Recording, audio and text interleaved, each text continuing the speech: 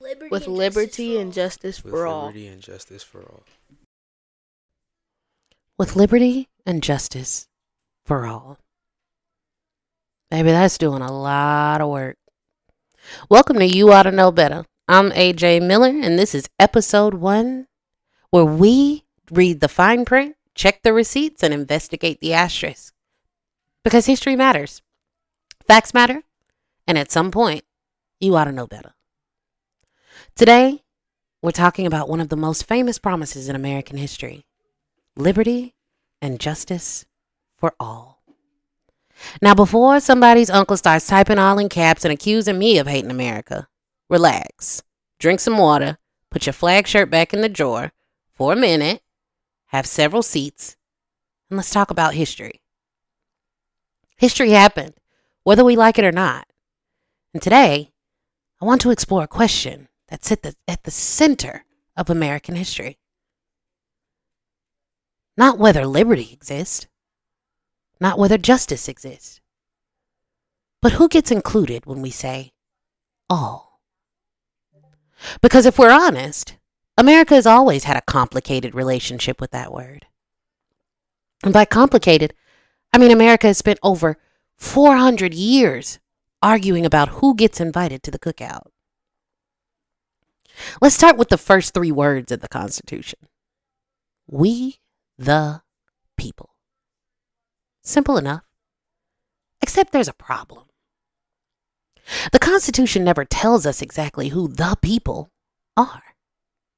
Think about that. The most famous opening sentence in American history starts with a phrase that will become the subject of four centuries of fighting. Because in 1787, not everybody was included. Women couldn't vote. Enslaved people had no political rights. Indigenous nations weren't considered part of the political community. Many states were restricting voting to white men who owned property. So right away, we run into a contradiction. The language was universal. The application was not. Now, whenever I bring this up, somebody always says, AJ, that's just how things were back then. Exactly. That's the point. History isn't about pretending people believed what we believe. It's about understanding what they actually believed. Many of the founders genuinely believed in liberty. The problem is that liberty often stopped right around the point where somebody looked different, worshiped different, or lacked property.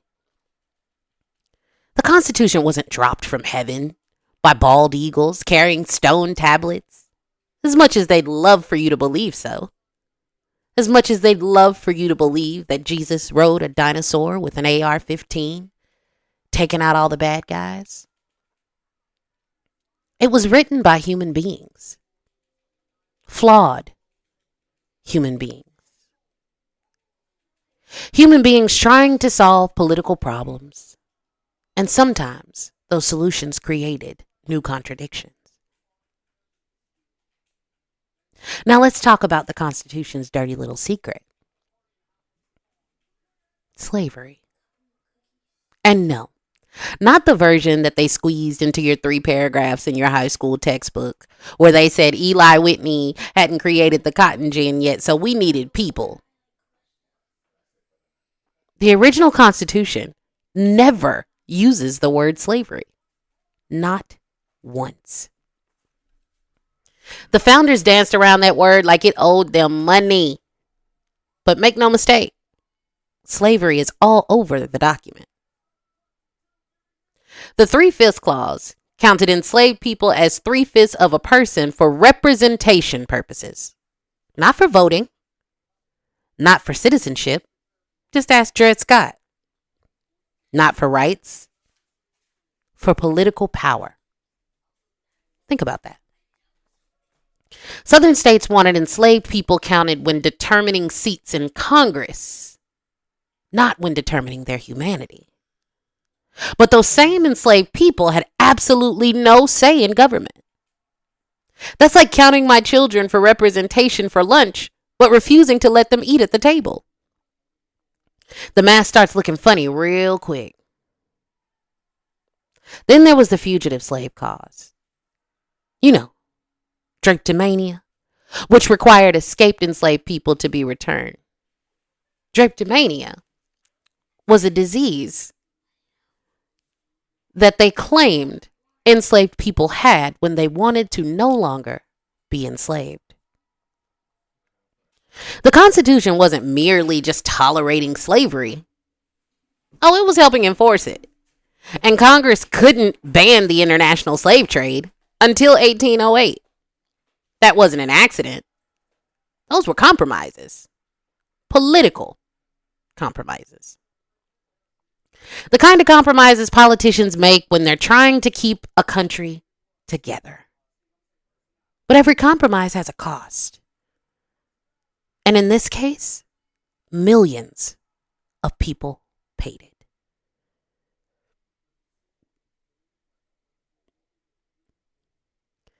Now we get into the amendment that almost changed everything for the worst. Now, here's the part about slavery that they didn't teach you in school, and it makes you pretty uncomfortable now to hear about it. Are you familiar with the Corwin Amendment? Most people that I talk to haven't heard of it, but let's talk about it. In 1861, Southern states were leaving the Union. Congress passed a proposed constitutional amendment. Do you know what it would have done? It would have protected slavery constitutionally and permanently.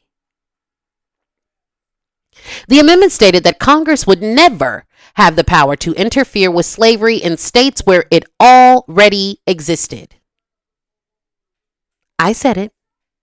I'll say it again. Before America passed the amendment that abolished slavery, America almost passed an amendment protecting it forever. Because that's one of those facts that should make you sit up a little bit straighter. History isn't a straight line. History is a series of doors.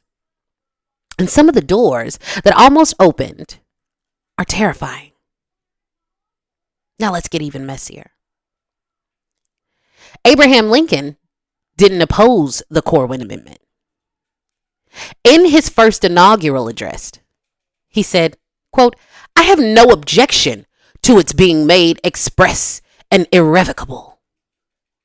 Now, context matters. Lincoln's primary goal at that moment was preserving the Union. But still, the, quote, great emancipator entered office willing to tolerate constitutional protection of slavery if it meant preventing national collapse. History is complicated. That's why I always tell people to read the whole chapter, not just the inspirational quote at the end. See, freedom was never inevitable. One of the biggest lies history tells us is that progress was guaranteed. It wasn't. The 13th Amendment abolished slavery in 1865, but it barely passed. It passed the House by a narrow margin, above the 2/3 threshold required. A handful of votes change. History changes. We look backward and act like freedom was inevitable. Like everybody eventually came around. No, they didn't. People fought. People organized. People resisted. People died. Frederick Douglass understood that better than almost anyone. In 1857, he said, quote, "Power concedes nothing without a demand. It never did, and it never will." End quote. I'll say that again. Power concedes nothing without a demand. It never did, and it never will. Frederick Douglass wasn't just talking about slavery. He was describing a pattern. Rights are rarely handed over voluntarily. People demand them, fight for them, force the conversation. That's how change happens. But then we go to America's second founding, where the change started to happen. After the Civil War, we saw Reconstruction. This part of history doesn't get nearly enough attention as it should.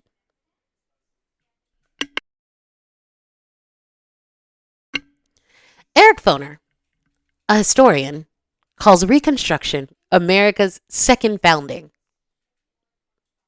I think he's right. Because the Constitution fundamentally changed in this moment. The 13th Amendment abolished slavery. The 14th Amendment established citizenship and equal protection. The 15th Amendment protected voting rights regardless of race. Now here's the question. If equality was always guaranteed, why did we need amendments to guarantee it? The existence of those amendments tells us something important. The promise wasn't reaching everybody. Representative Thaddeus Stevens understood the scale of the challenge. He declared, quote, "The whole fabric of Southern society must be changed." End quote. Not a policy, not a law, the entire fabric. Because Stevens understood something we still struggle with today. You can change a law overnight with a simple piece of paper and the stroke of a pen. But changing systems and mindsets takes generations and deconstruction. For a brief period after the Civil War, Black Americans voted, held office, served in Congress, and participated in government at levels that shocked the nation. More than 2,000 Black Americans held public office during Reconstruction. 2,000. That's not a footnote. That's a revolution. Then came the backlash. Violence, Jim Crow, voter suppression, and court decisions that narrowed civil rights protections. Many Americans think rights expand and stay expanded. History says otherwise. For example, Dred Scott. In one of the worst Supreme Court decisions in American history, the court declared that Black Americans could not be citizens under the Constitution. Chief Justice Robert Taney wrote language that included the infamous statement that Black people had no rights, which white people were bound to respect. Think about that. The highest court in the country interpreting the Constitution and reaching that conclusion. This is why I keep saying the Constitution is a battlefield. The same document can be interpreted in radically different ways depending on who holds the power. But the exception is found in one word. Now let's talk about that one word. One word that deserves its own episode of this podcast, and it will receive it. And that word is accept.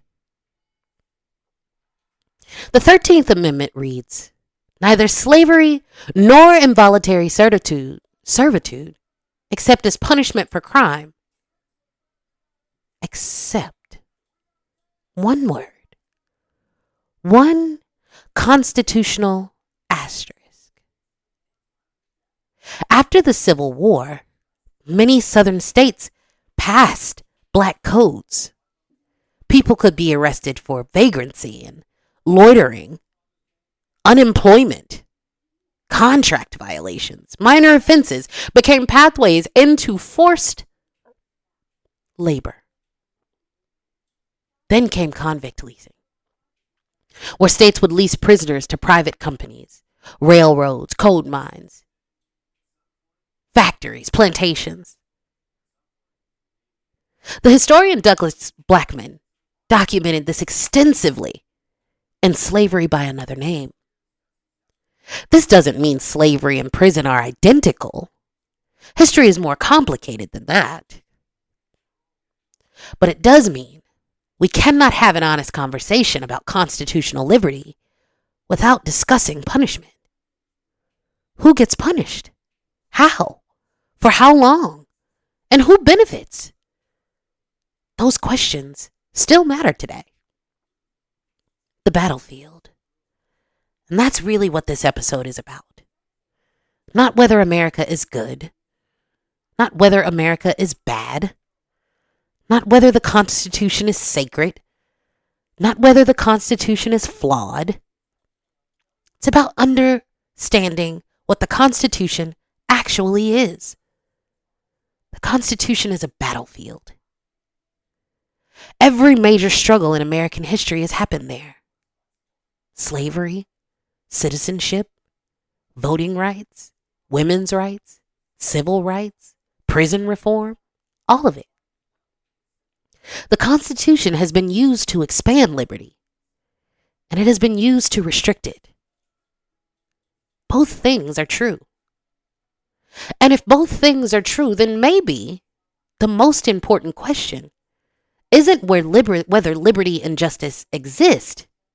Maybe the most important question is who gets included when we say all. So the next time somebody tells you America was founded on freedom, ask them, who was included? The next time somebody says the Constitution guarantees equality, ask them, for whom? The next time somebody says liberty and justice for all, look for the asterisk. Because history isn't just about what was written. It's about who benefited when it was written. It was about who was left outside the room. And it's about who spent generations fighting to get inside. I'm AJ Miller, and this has been You Ought to Know Better. And on the next episode, we'll be talking about the little word in the 13th Amendment, accept. Trust me, you'll know better when I'm done with you.